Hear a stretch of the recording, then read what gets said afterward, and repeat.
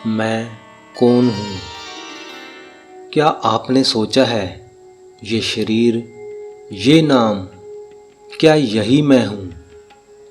या इन सब के पीछे कोई और मैं छुपा है?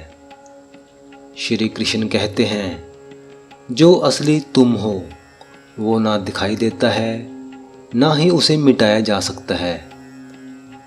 तुम्हारे असली अस्तित्व को ना किसी हथियार से काटा जा सकता है, ना आग से जलाया जा सकता है। ये शरीर समय के साथ बूढ़ा होता है और अंत में मिट्टी में मिल जाएगा, पर जो तुम हो वो शरीर नहीं हो। तुम एक आत्मा हो जो अजर अमर है, जो जन्म से पहले भी थी, आज भी है, और ये जब दुनिया नहीं रहेगी तब भी रहेगी। अच्छेद्यो यम दाहो यम अकलेद्यो शोषे एव च नित्यः सर्वगतः सथाणुर अचलो यम सनातनः। ये आत्मा ना तो काटी जा सकती है, ना ही जलाई जा सकती है, ना ही इसे भिगोया जा सकता है और ना ही सुखाया जा सकता है। ये तो हमेशा रहने वाली है, जो हमेशा सर्वव्यापी सनातन है। हमारी आत्मा एक छोटी सी चमकती चिंगारी के जैसी है, जो भगवान के विशाल प्रकाश का एक हिस्सा है। ये चिंगारी कभी पुरानी या बदलती नहीं, ये हमेशा वैसी ही रहती है। कुछ लोग कहते हैं कि ये आत्मा भगवान में पूरी तरह मिलकर एक हो जाती है, लेकिन सच तो ये है कि वो कभी पूरी तरह मिल नहीं सकती। हाँ, पर वो भगवान के तेज की एक चमक बन सकती है। लेकिन जो समझदार जीवात्मा है वो तो भगवान के पास उसके घर बैकुंठ में रहना चाहती है। अव्यक्तो यम अचिंतो यम अविकार्यो यमोचते तस्मा देवम विदितवेनम नानु सोची तुम अर्हसी। ये आत्मा अव्यक्त है, जिसे इंद्रियों से नहीं देखा जा सकता। अचिंत्य है, जिसे मन से पूरी तरह समझा नहीं जा सकता। और अविकारी है, जो कभी नहीं बदलती। इसलिए इसे जानकर तुम्हें शोक नहीं करना चाहिए। आत्मा इतनी सूक्ष्म है कि दुनिया का सबसे ताकतवर माइक्रोस्कोप उसे देख नहीं सकता। इसे वैज्ञानिक तरीके से साबित नहीं किया जा सकता, लेकिन वेद और शास्त्र इसके अस्तित्व का प्रमाण देते हैं।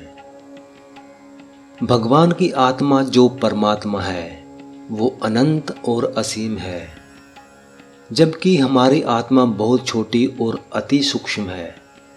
इसलिए हमारी आत्मा भगवान के बराबर नहीं हो सकती, लेकिन दोनों की प्रकृति एक जैसी है।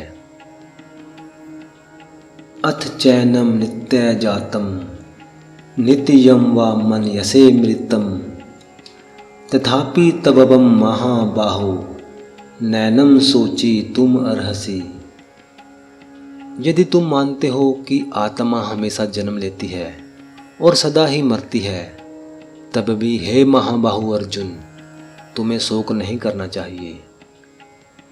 जैसा कुछ लोग मानते हैं कि आत्मा का पुनर्जन्म होता है और मृत्यु भी होती है, तब भी शोक का कारण नहीं है, क्योंकि जो पैदा होता है वो मरेगा और जो मरता है वो फिर जन्म लेगा।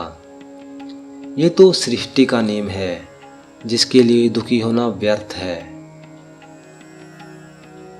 जातस्य हि ध्रुवो मृत्युर्ध्रुवम जन्म मृत्युश्च तस्माद् परिहार्ये रथे न तवम सोची तुम अर्हसि।